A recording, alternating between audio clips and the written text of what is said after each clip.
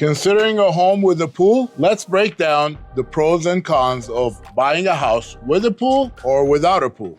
Here are 4 pointers that will help you whether you should buy a house with a pool or no pool. Number 4, it's a pro. It will boost your home value.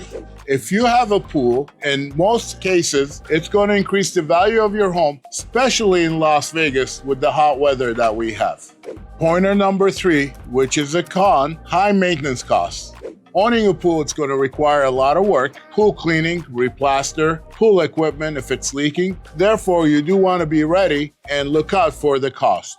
Number 2, it's a great advantage to have a pool. When the weather is very hot in Las Vegas, you get to take a dip in the pool, or when you have people over and throw a pool party and have great entertainment with your friends and family. And number 1, it could be a safety concern and it's a hazard. When there's kids around or pets, you will have to invest in a fence to protect the kids or whoever guests come over. Follow me for more real estate advice, Mike and Team Chobanian.